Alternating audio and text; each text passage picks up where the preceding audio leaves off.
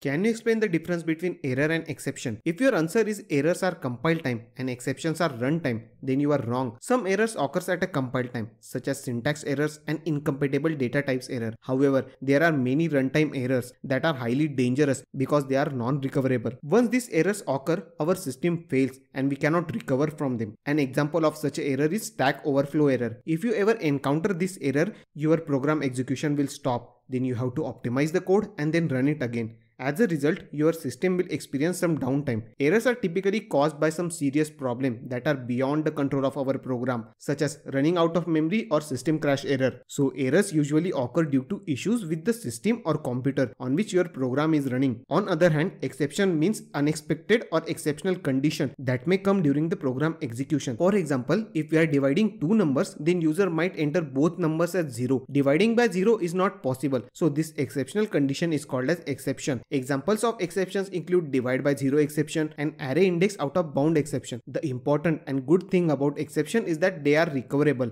and we can handle them within our program. In Java, we use try, catch and finally blocks to handle the exception. The code that might generate exception is written within the try block. If an exception is detected, then Java throws it from the try block and we have to catch it in the catch block and handle that exception. The syntax of a catch block is similar to the function that expects the parameter, which is the type of exception. For example, if an exception is related to arithmetic operation like divide by 0, then we have to pass the object of arithmetic exception class. If we are not sure which exception our program may cause, then we can use general exception class that can handle any type of exception. In catch block, we can implement our logic to handle exception, such as printing error messages. In our case, we can display error message division by 0 is not allowed. Next comes finally block. Finally block definitely gets executed whether exception occurs or not in the program. It is useful for writing a code that must get executed, such as closing connections or file. Now let's understand the flow of program. The code that may cause an exception is written within the try block.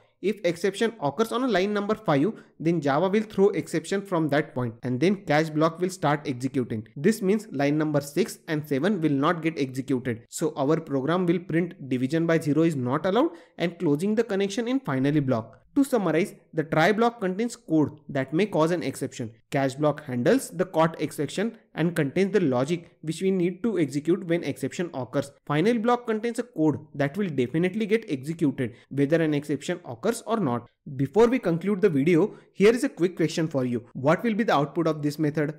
Take a moment to think about it. If your answer is code or verse, then you are wrong. This function will return CodeVerse because finally block overrides all the return statement in try and catch block. Now let's jump to Eclipse and execute the program.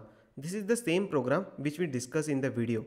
The code which can contain the exception is put under the try block and the logic to handle the exception is put inside the catch block. In our case, we are simply printing that division by 0 is not allowed in catch block. Now in the end, finally block always gets executed.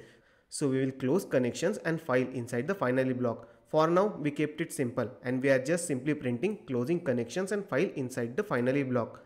Now let's save this program and execute it. To execute the program, click on run button. As you can see, it printed 2 lines. First is division by 0 is not allowed. So flow of our program came to 8 line. Here it got an exception. So next 2 line didn't got executed. After exception occurred, Java directly went to catch block and catch block logic got executed. And after catch block, finally block got executed. So here you can see closing connections and files in finally block. So in this way, we can handle exceptions in Java. That's it for today's video. See you in next video.